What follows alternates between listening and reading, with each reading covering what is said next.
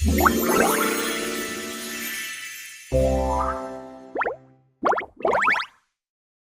भरी वादियों और सुनहरे खेतों वाला एक प्यारा सा गांव था रामपुर। मेहनती किसान भीमा, उसके पास था एक ही साथी, उसका प्यारा घोड़ा बादल। पर वो कोई साधारण घोड़ा नहीं था। जब भीमा छोटा था तब एक दिन वो गांव के बाहर के जंगल में गया। वहां उसने देखा एक घायल घोड़ा जमीन पर पड़ा कराह रहा था। उसकी एक टांग में कांटा गहराई तक धंसा था। भीमा डरते डरते उसके पास गया, धीरे धीरे कांटा निकाला और अपने गमछे से टांग बांध दी। छोटा सा लड़का, बड़ा दिल, और उस पल से कुछ बदल गया। घोड़ा उसे एकटक देखता रहा और जब भीमा मुड़ा तो वो उसके पीछे पीछे गांव तक आ गया।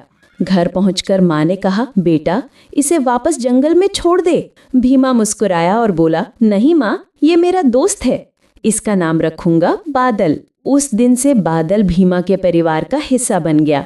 दोनों साथ बड़े हुए, खेतों में दौड़े, बारिश में भीगे और जिंदगी के हर मोड़ पर साथ रहे। समय बीत गया। सालों पहले जो छोटा सा लड़का था वो अब जवान किसान भीमा बन चुका था। उसका साथी अब भी वही था, घोड़ा बादल। हर सुबह दोनों खेतों में साथ निकलते।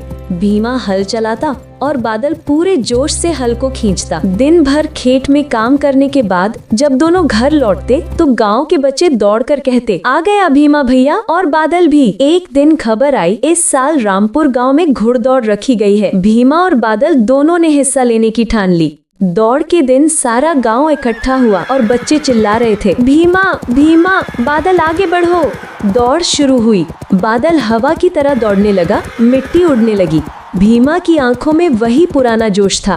पर तभी आसमान काला पड़ गया। तेज हवा चलने लगी, बिजली गरजी और बारिश शुरू हो गई। गांव वाले घबरा गए क्योंकि नदी का पानी तेजी से बढ़ रहा था। अचानक किसी ने चिल्लाकर कहा, रामू का बेटा फंस गया नदी में। लोग इधर उधर भागने लगे। पापा की आंखों में डर था, लेकिन भीमा के चेहरे पर सिर्फ एक बात थी, हिम्मत।